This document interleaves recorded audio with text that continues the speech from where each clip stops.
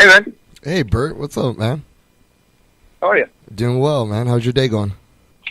Really good. It's pretty hot in California, huh?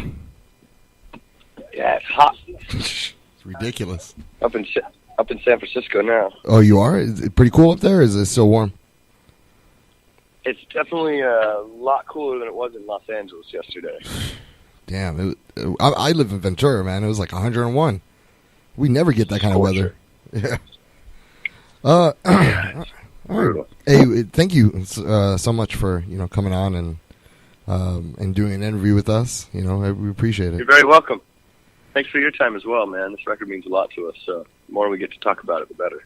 Tell me about the record. Well, specifically the conceptual into its infancy. How it was created, and the ideas behind it, and the messages you want to come out of it. Right. Bear with me. That's a huge amount of amount of subject matter to tackle. But we've been working on song ideas for the past 3 years. We had technically four solid writing sessions, and so much material to work with. At the beginning of the year, we were a little bit overwhelmed with over 50-plus songs to choose from to start pre-production. So I went to Justin's house. He lives out in Lake Elsinore at the beginning of the year and really tried to kind of start to systematically, I guess, quantify things, if you want to put it scientifically. But we also had a little moment out there that was very... And I'm going to use the word spiritual, even though that's such a tricky word in its religiosity. But we had a moment out there that we were on a level with music that we never really had been before. We realized that Justin lost his father over 10 years ago. And while we were touring last year around this time, one of my very best friends on the planet committed suicide. And so this record and the idea of catharsis behind musical expression of humanity was so much more important and specific on this record. So in that kind of week writing at the beginning of the year, a week's worth of writing, we had this idea that kind of became the monologue in the first track of the record, For You, which is if we had 5 minutes, it sounds the same every time I talk about it, but if we had 5 more minutes, something impossible, 5 minutes with the person that we had lost, what could we possibly say to express all the feelings and sum it all up? And I think that starting from there, we had a really good idea of what the record could possibly be about. And so I wanted to tell my good friend's story up until the end of his life. And the second half of the record is really my reflection on his story and my reflection on depression and mortality and what it means to love hard in the face of death and be courageous when we know we will die. Yeah. One thing I've been, dealing with a lot personally is my own mortality. Because, you see a lot of people that, the older you get, it doesn't get any easier, especially emotionally. And people that I've known, they're passing or to find out that they aren't with me no more, I take that hard. Yeah. In this record, we really wanted to approach that idea of pain and what it really truly means, because it's overwhelming and it sucks you under. And what I realized about that pain and that process of grieving is that is love actualized. And how much my heart hurt for my friend Tragan, who I still miss more than anything to this day, that I can't even put it into words or truly capture the expression of how it feels. We tried to get as close to that moment as possible, and I think that as a human, knowing, like, the older you get, the more you actualize and realize that you will die, and when close ones, friends and family and loved ones leave, I feel life is too short to really truly allow us freedom from pain of such intimate relationships. So, and I know that when I'm ingesting art, or when I'm ready for art to take me where it wants to, I learned so much from other people's expression and other people's ways to deal with death and life and courage through mortality. So only way I know how to give on this little time that I've been given is to tell my story brutally honestly. On a personal note, what do you think happens, when you pass? I've been asked that a few times on this record, and I'm not sure that it would help anyone's grieving process or anyone's time on this planet to know what I believe. But okay, I feel you. I like to think about. I mean, I think way too much about the specifics of history, and I'm really, really knowledgeable about antiquities and old books. I've read the Bible many times, and I think beyond the Bible, the writings that were 2,000 years before that are more important to my life. I like the idea of Greek gods that didn't create us, that are just problematic for us, and they're more likely to have sex with us than help us out or push us off a cliff. That's the type of God I can get behind. Which, as you listen to the record, you kind of, I don't really have to tell you specifically what I believe, because I think it's all there right under the surface. And in my mind, when I read the Bible, there's a problem with antagonist, protagonist, and I think that in the Old Testament especially, God's always been the bad guy. But I don't want to offend anyone, or I think art is that expression on its own. So yeah, for sure. I mean, and that's everyone has those opinions, and but when you talk about, go ahead. I'm sorry. Whether we move on, or whether the end is the dark and that's it. How afraid of life were we before we were born? Yeah. I definitely, that's one, when I think about death, I think about life as well. My end thought of it is life. Yeah, the only thing I can come up with is that the fact that we die gives us the opportunity and ability to love harder, to be more brave, to be better fathers, to be better sons, to be better lovers, all of it. Do you think it creates this urgency in life? Do you think as a human race we're not doing ourselves justice? I think there's specifically more evolved human aspects, and I think the systems that are in place on the planet are well thought out and at times well beyond our mental capability to see through and past and beyond commoditization and capitalism and the harsh realities of trying to be sold and bought at all times. I think it's really confusing. But I think that you'll notice things like what's popular I've noticed in the last year at least that it seems like the true expression of the artist and music is kind of becoming more popular again. It seems like what we've done on this record, which is recorded all on tape and not try to fix any of it with a computer, seems like that's becoming more of a popular thing again. And so I guess just like all fictions we've ever agreed on, like it just takes time and effort to kind of see through it all. We're in a deep systemized world, but yeah, there's a lot of beautiful art out there. Besides music, what other ways do you express your artistic creativity?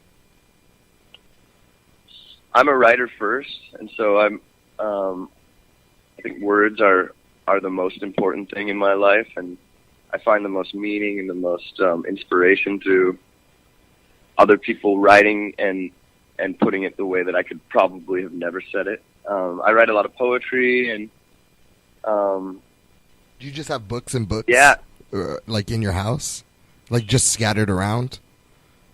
Yeah, when I quit drinking, which has been about 5 years, I replaced it with a pretty severe reading addiction. And so, yeah, my life is books. Yeah, I have like little notebooks all around my house. That's how I express my creativity, is just writing down, little thoughts or my thoughts of the world at that point in time in my life. And I probably have at least like 50 books, like from now, since I was 16. I love that.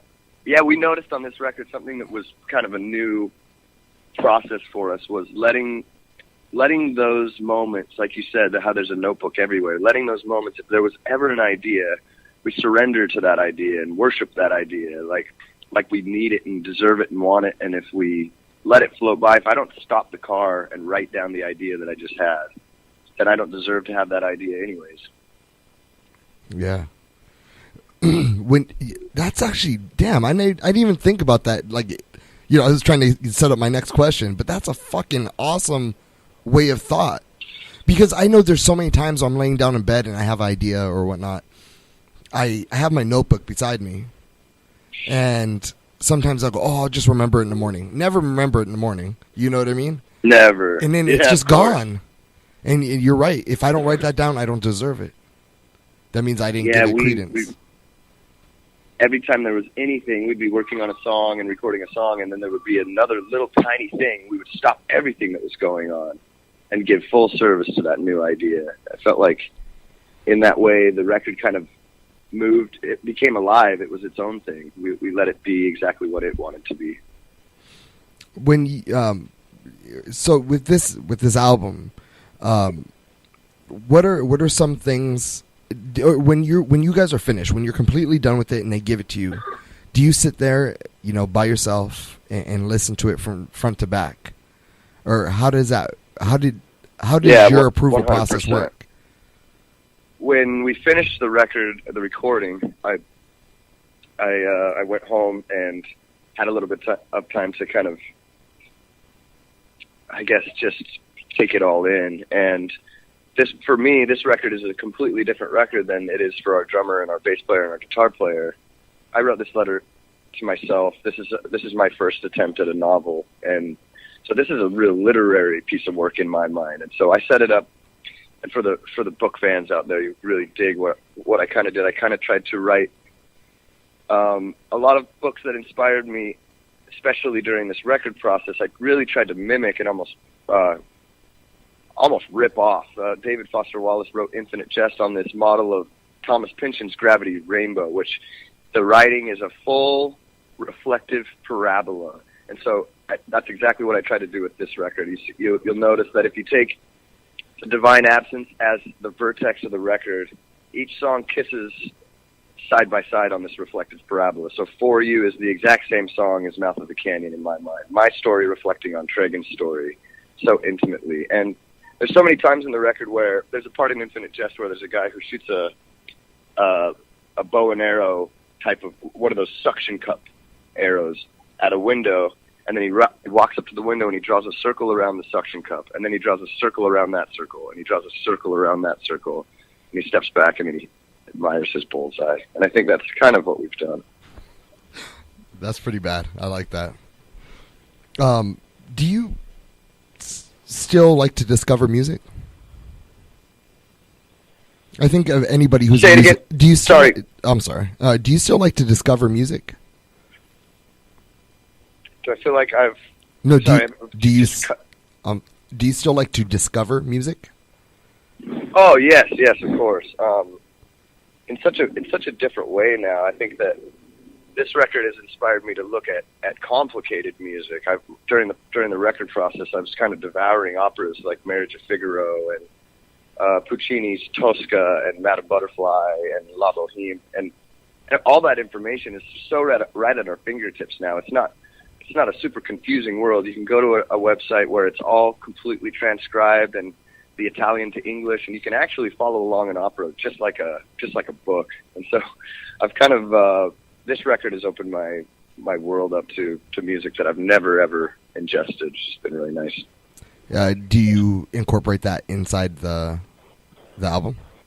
Yeah, it's kind of inevitable that it happens, and these operas are such huge stories, and I think that they were more about a triggered psychological struggle of humans, and always mortality, and always love, and always loss. And on that level, the used as far as musical expression, and I think that's what's tricky, is there's so many different types of music.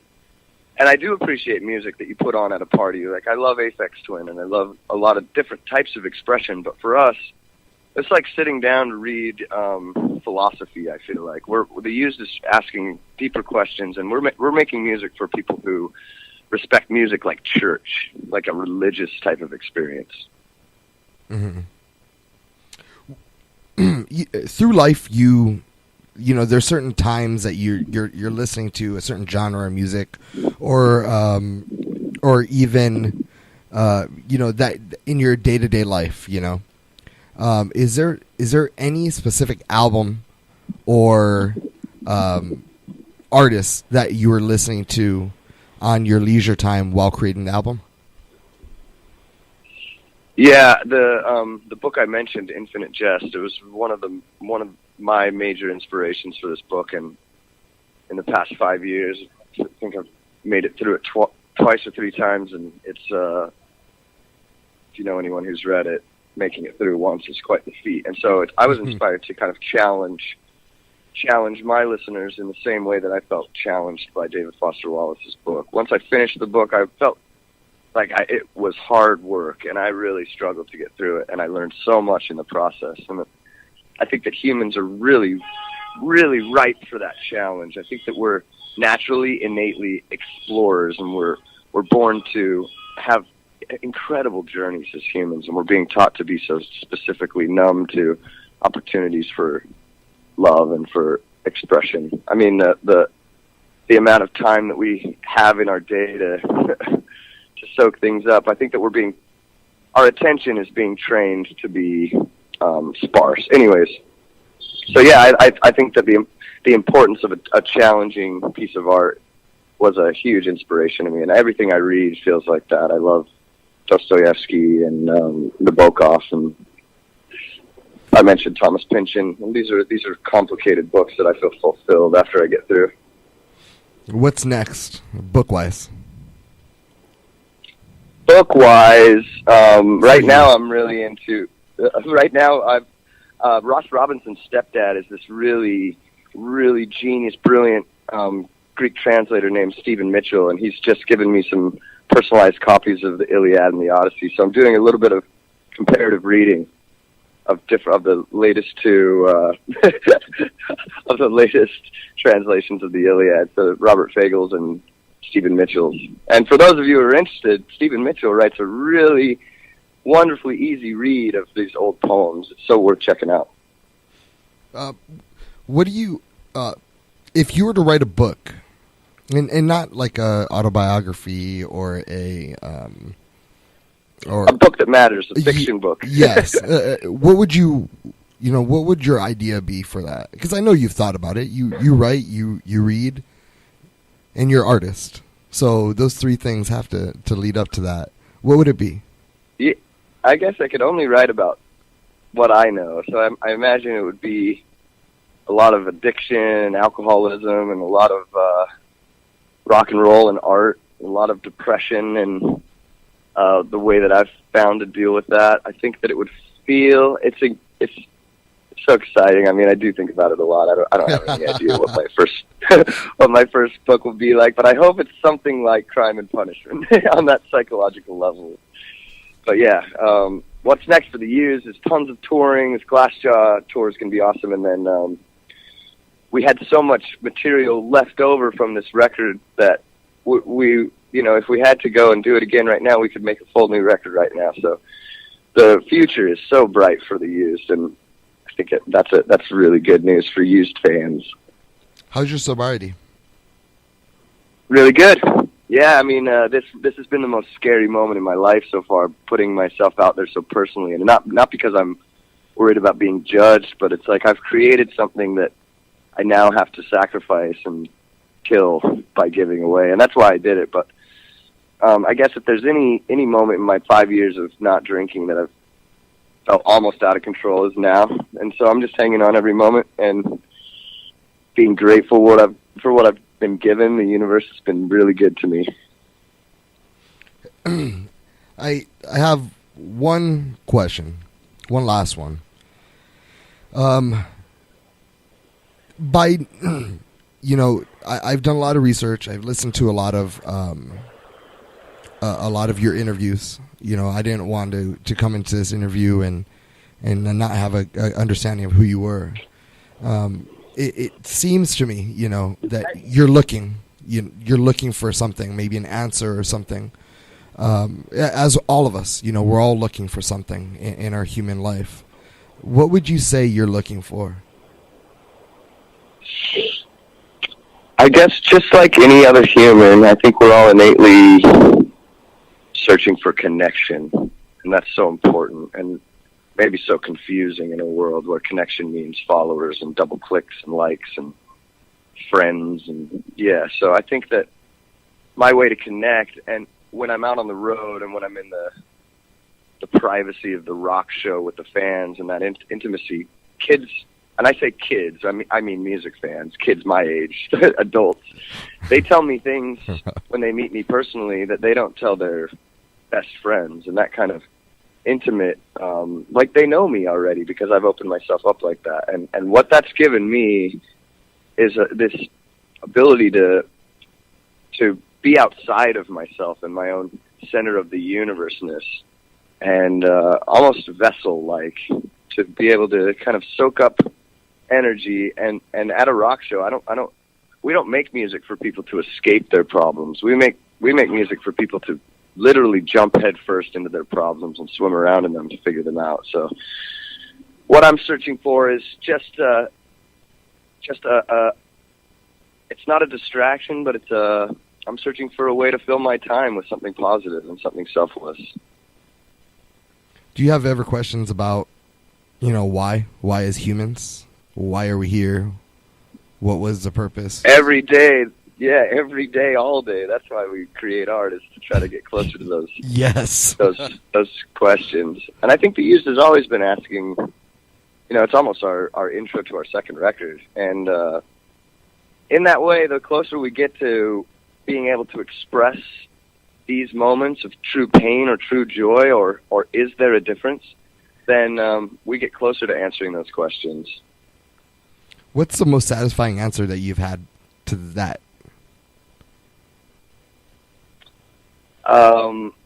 It's maybe a lyric from Over and Over Again. It's the only way I know how to give is this. This is the only way I know how to give. And I've found that giving and working really hard at something selfless makes me feel closest to what I think that I know of as peace, which is a driven, aggressive kind of drive to create. Man. Well, Bert, hey, I just want to say thank you.